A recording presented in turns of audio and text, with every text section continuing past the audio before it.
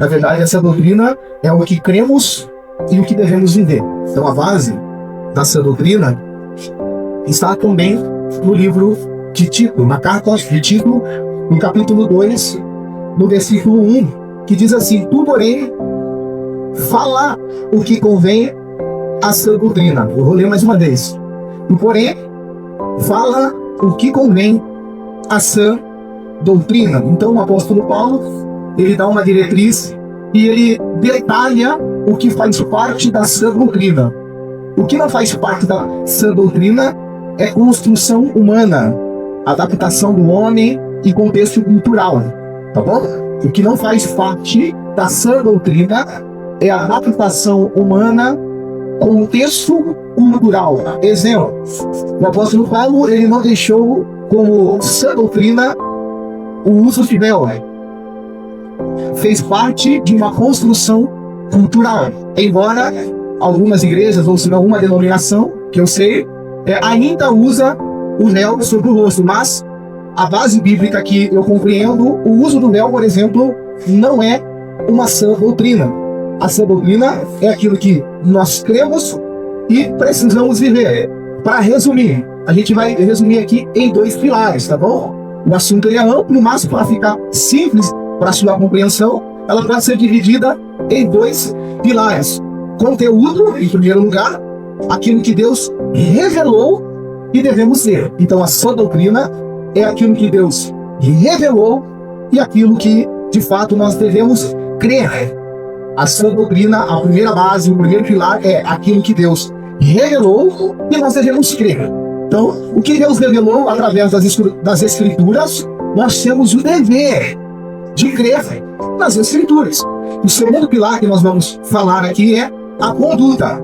Então, Deus revelou, nós devemos crer e nós precisamos ter uma conduta em cima daquilo que nós acreditamos, que está com base na palavra de Deus. A conduta é a transformação que esse ensino produz em nossa vida.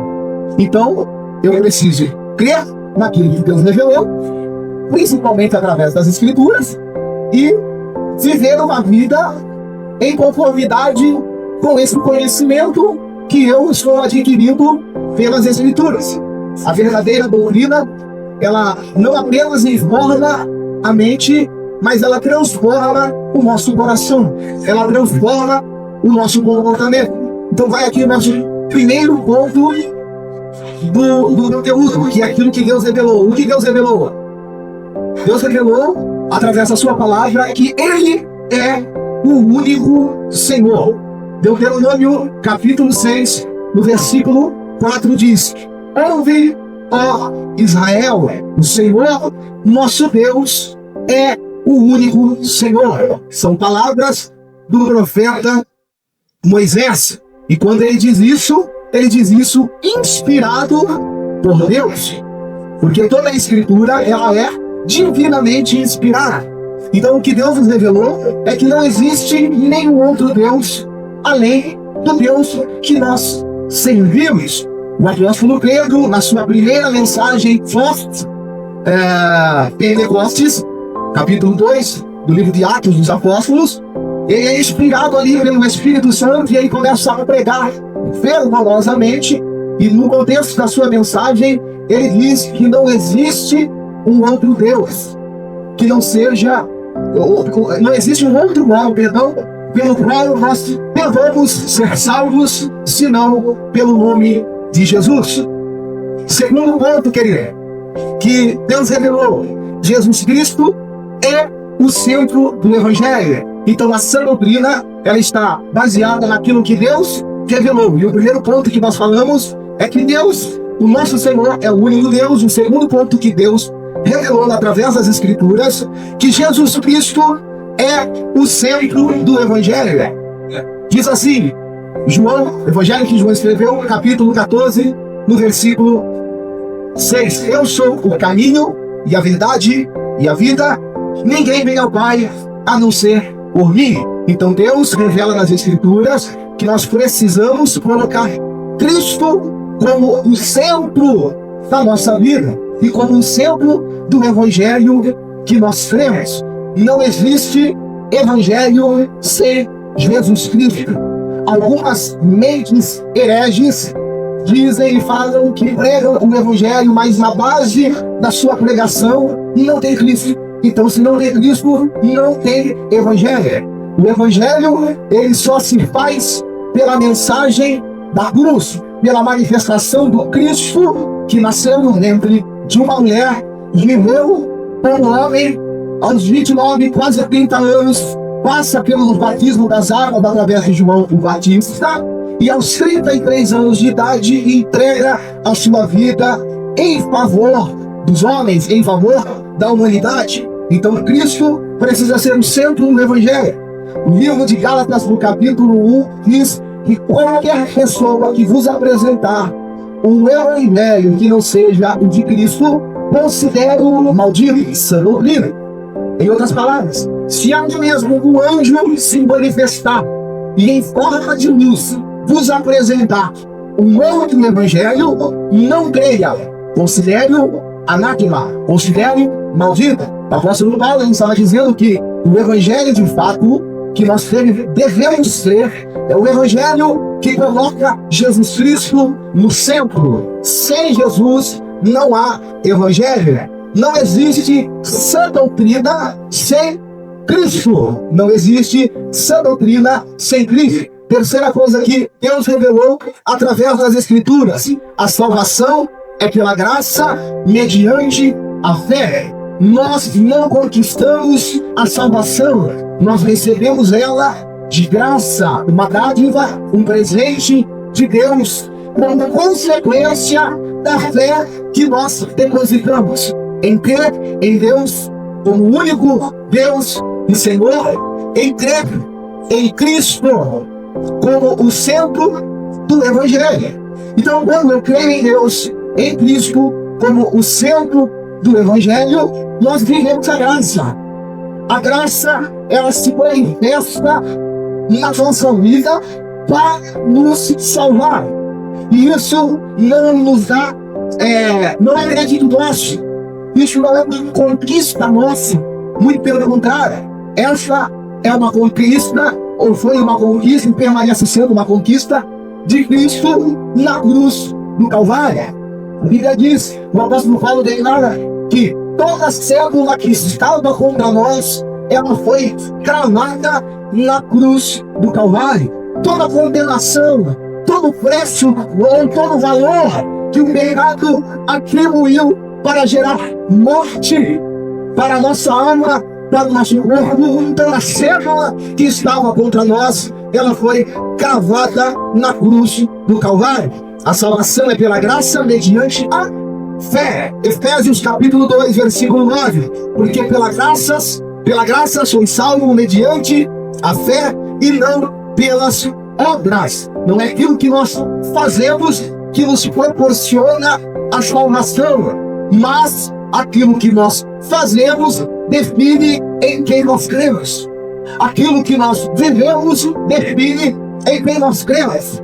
Nós passamos a pertencer. O que nós fazemos diz a quem nós pertencemos. É por isso que um crente salvo, a morte não tem poder sobre a sua vida, porque aquilo que ele faz diz a quem ele pertence, e ele pertence a Cristo. E se ele pertence a Cristo, ele é recolhido, ele é levado para viver eternamente com o Pai, no dia certo, na hora certa.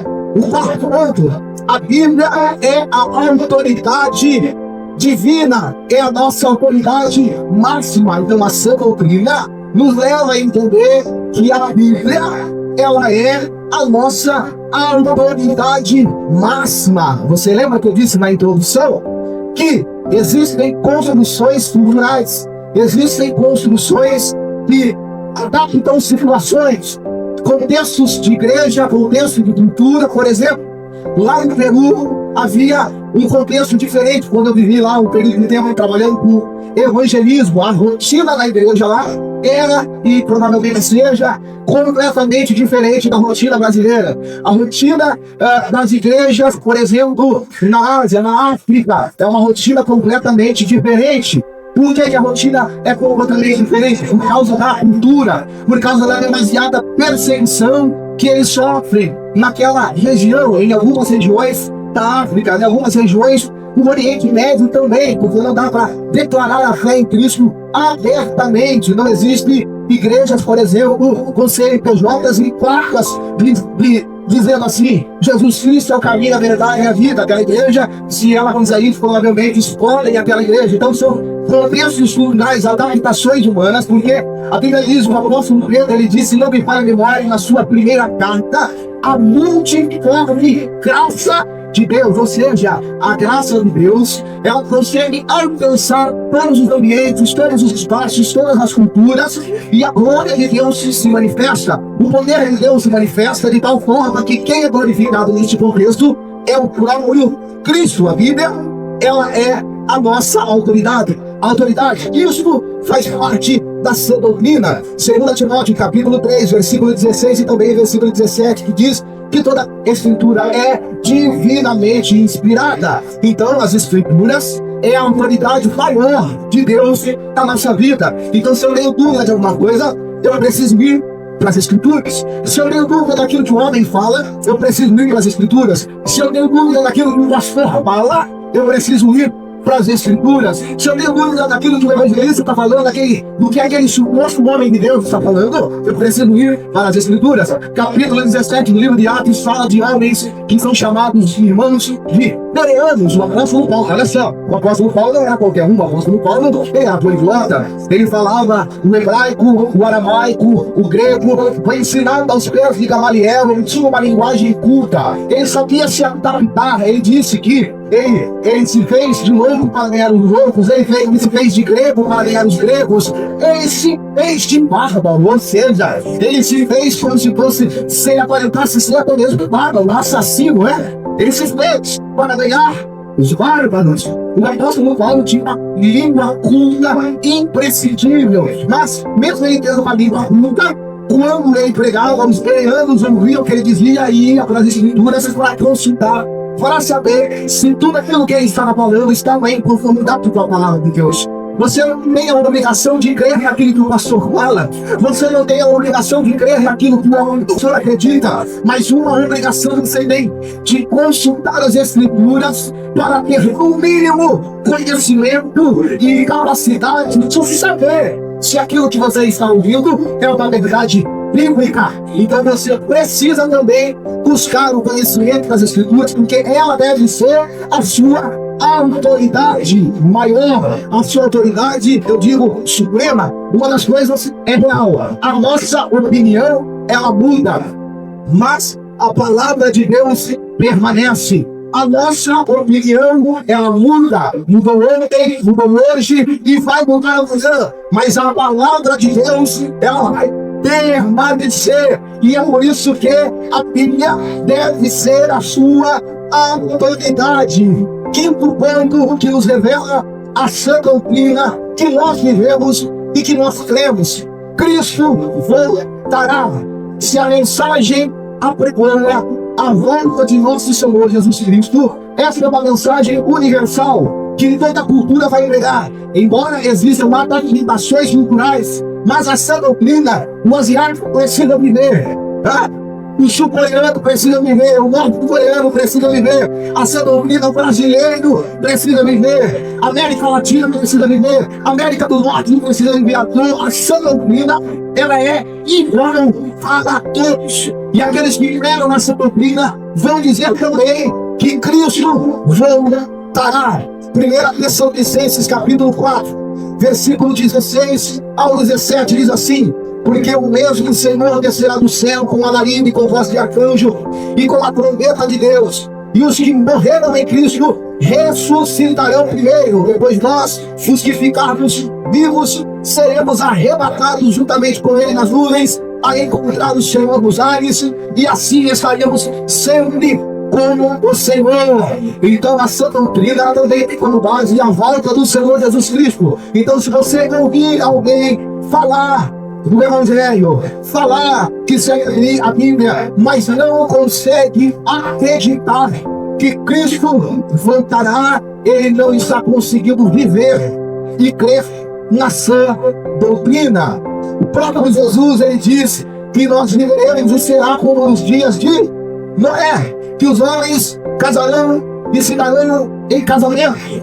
E quando Jesus ele diz isso, ele faz uma comparação à vida que os irmãos ou que a humanidade estava vivendo no período de Noé. Eles casavam, se davam em casamento, eles lambiam na mensagem, na palavra de Noé, de que a terra seria destruída pelas águas, até porque naquela ocasião não havia ainda caído água dos céus, então era algo que eles não conseguiam crer. Isso lhes custou a morte, isso lhes custou a morte eterna, isso lhes custou a vida eterna. Eles não creram, até que veio um dilúvio e os levou a todos. Então quem não crê, quando Cristo voltar, será como um dilúvio.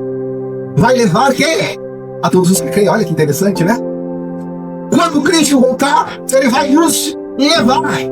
Só que neste dilúvio, mais uma vez, quem ficar vai precisar pagar um preço muito alto. Então não vale a pena não acreditar no conteúdo revelado por Deus. As Escrituras foram reveladas por Deus. Então, um breve resumo da sã doutrina: quem Deus é, quem Jesus é, como somos salvos, qual é a autoridade da Bíblia e que Cristo voltará. Então, este é o resumo do conteúdo: quem Deus é, quem Jesus é, como somos salvos, qual é a autoridade da Bíblia e que Cristo voltará. O segundo pilar que eu quero pregar para nós encerrarmos e orarmos: a conduta.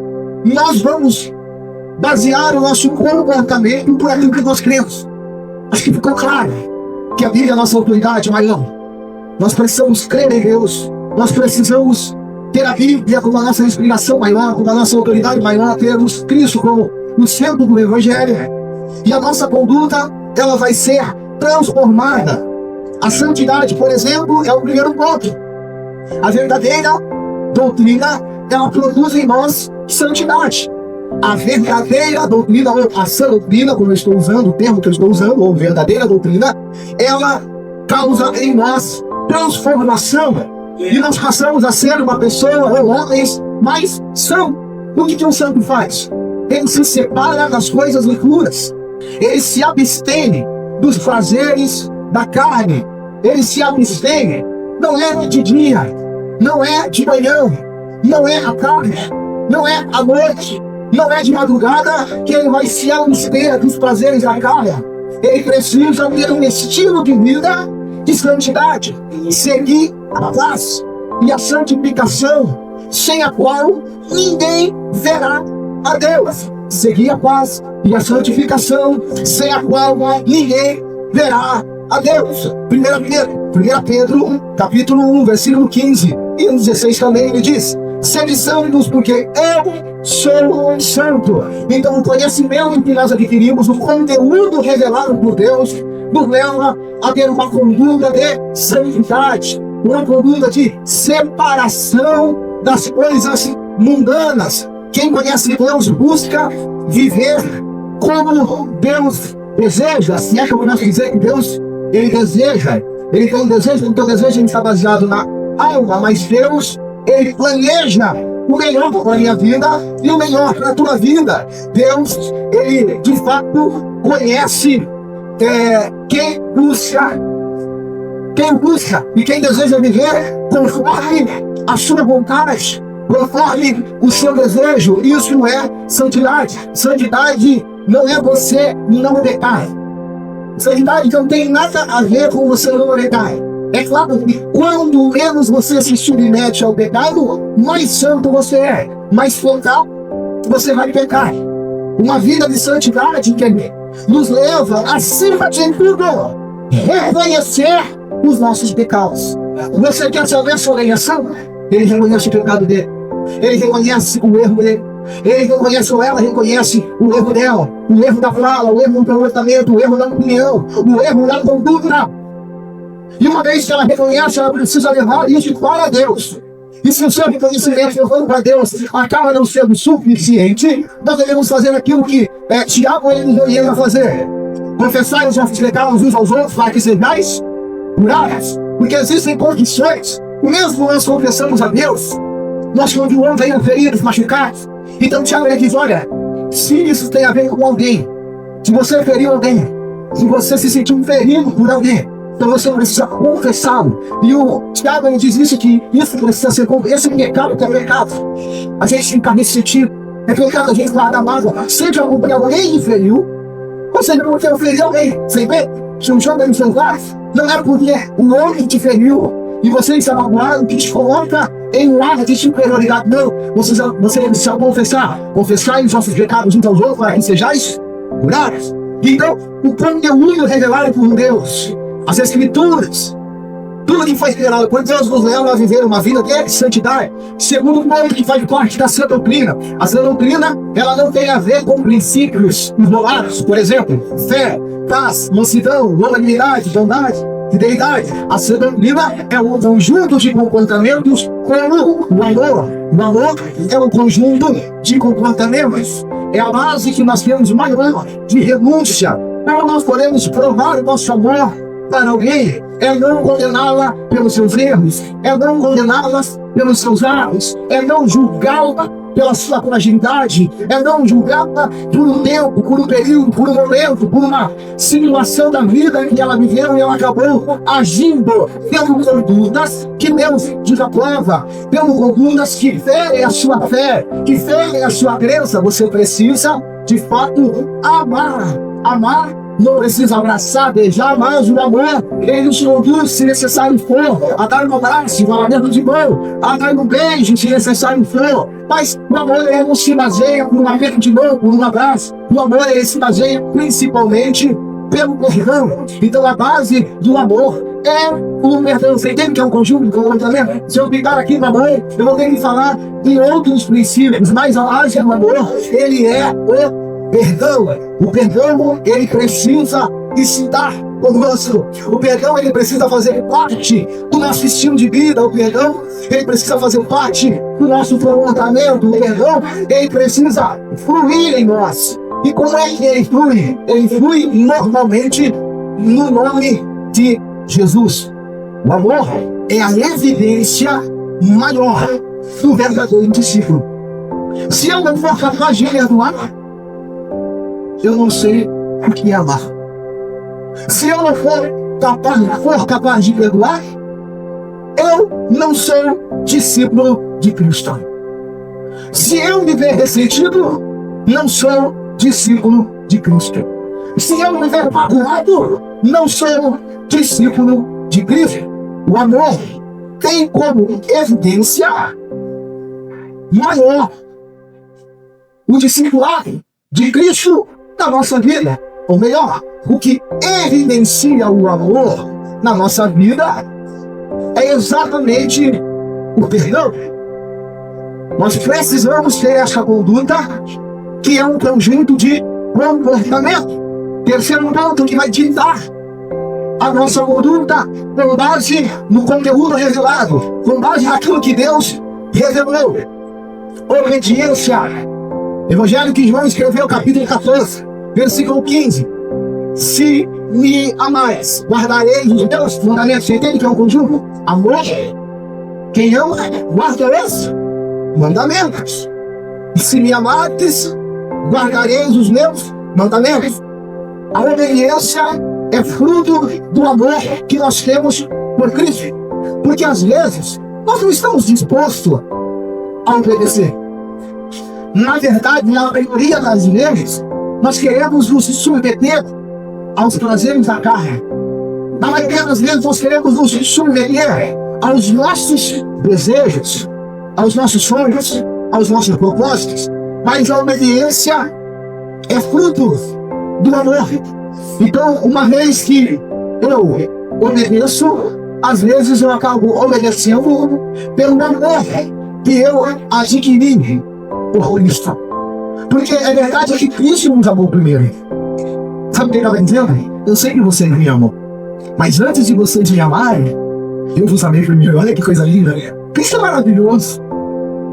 Então, às vezes, ou na maioria das vezes, irmãos, eu obedeço por amor a Cristo. E não é pecado nenhum você obedecer por amor. Você não fez por si mesmo. Irmão, eu não fiz por si mesmo porque por mim mesmo eu não consigo. Por mim mesmo eu não consigo perdoar. Por mim mesmo eu quero mandar pro inferno.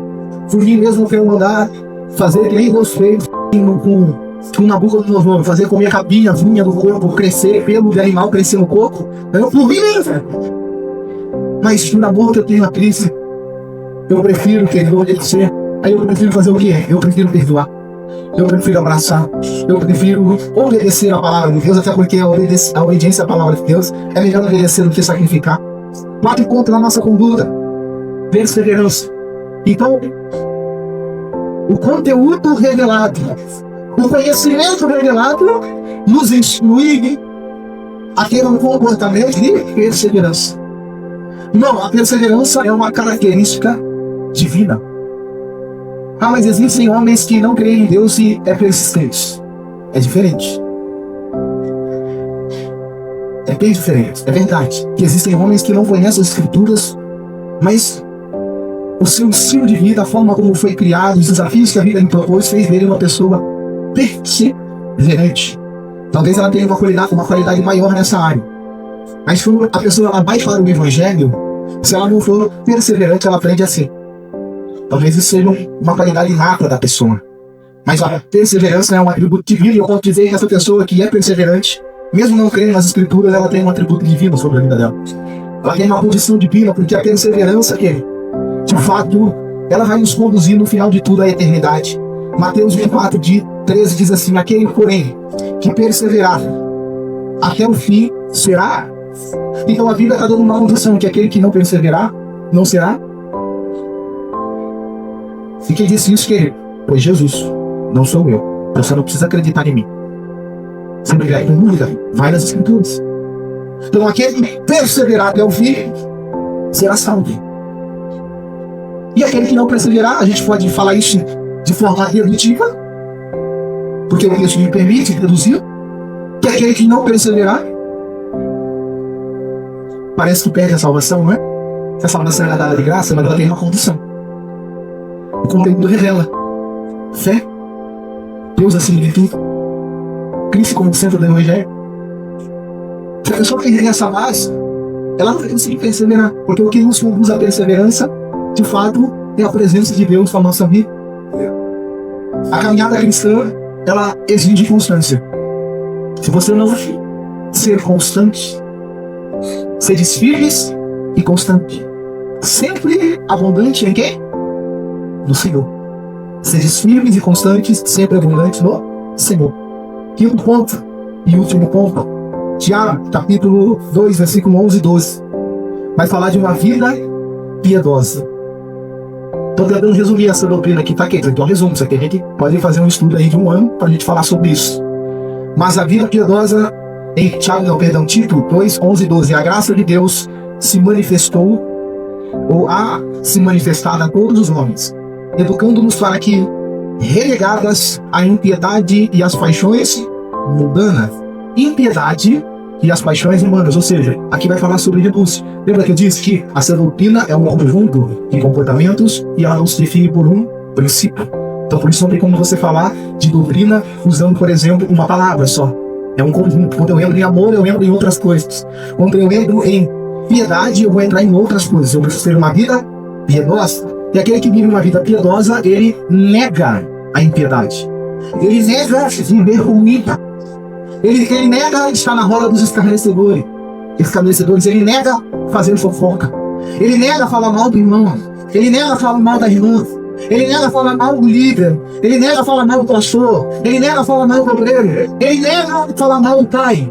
Nega falar mal da mãe. Porque é isso que os ímpios fazem. E aqui, você entende que é um conjunto de comportamentos? Eu posso sair aqui citando diversos vezes para você. Então vamos lá, vamos continuar o versículo. A graça de Deus há se manifestado a todos os homens, educando-nos para que, relegadas à impiedade e às paixões mundanas, vivamos no presente século. Ele estava falando do presente século dele. Agora nós estamos falando do nosso presente século. Vivamos no presente século. Mudou alguma coisa? O século mudou. Mas a base dessa doutrina não. Vivamos no presente século sensata, justa e piedosamente. Então isso aqui é independente de cultura. Isso é independente de ano, de século, de década. Isso é sã doutrina. A sã doutrina que nós devemos carregar. Independente da condição cultural, independente do ambiente, independente do meio, independente da influência, nós devemos ir na palavra e viver aquilo que a palavra nos instrui a viver, que é ter uma vida piedosa, se separar das coisas deste mundo. A graça não apenas salva, a graça, ela ensina a viver. A salvação é de graça, mas a graça, ela ensina a viver. Por que eu tenho convicção da minha salvação? Eu não tenho convicção da salvação dos outros, mas eu tenho da minha. Porque mais do que eu, Deus foi nesse meu coração. A minha convicção está baseada na revelação do conteúdo e como eu consigo aplicar esse conteúdo na minha vida. Então eu não defino se o David vai ser salvo, nem se o pastor Pedro vai ser salvo. Mas como eu vejo o estilo de vida dos dois, eu sei que eles vão ser salvos. Eu posso presumir. Tá bom, querido? Eu não estou definindo aqui, tá bom? Eu presumo que a salvação é individual e quem conhece o coração deles é Deus. Mas mesmo com Deus deles, eu acredito que eles serão salvos. Porque a graça nos ensina a viver. A graça nos ensina como nós vamos. Você vai reconhecer alguém que vive essa doutrina na Coreia do Norte, na Coreia do Sul, na China, na África, no Oriente Médio, na Europa, na América do Norte, na América do Sul, em toda a América Latina. Você vai conseguir distinguir um cristão pela sua conduta. E quem tem conduta é porque absorveu o conteúdo revelado. Para encerrar, a sã doutrina produz santidade, amor, obediência, perseverança e vida piedosa. A Bíblia não separa aquilo que cremos da maneira como vivemos. A Bíblia não separa aquilo que cremos da maneira como nós vivemos. Se nós cremos, automaticamente a nossa maneira de viver estará em conformidade com as Escrituras. E a Bíblia, ela diz para você ser santo, a Bíblia diz para você amar, obedecer, perseverar e viver piedosamente. E como nós falamos no conteúdo da doutrina, nós vamos ver que Deus está na base, Cristo também, a salvação está envolvida, as Escrituras e a esperança na volta de Cristo. E o que está na base, na conduta, como eu disse, na prática, santidade, amor, obediência, perseverança e vida piedosa. Como escreveu o apóstolo o apóstolo Paulo em Tito, que nós acabamos de ler, 2, versículo 1. Agora vai ficar fácil você entender. Tu, porém, fala o que convém a sua doutrina. Ficou melhor no versículo 1 agora para você entender? Tu, porém, fala o que convém a sua doutrina. Eu gostaria que você se colocasse em pé nesta manhã.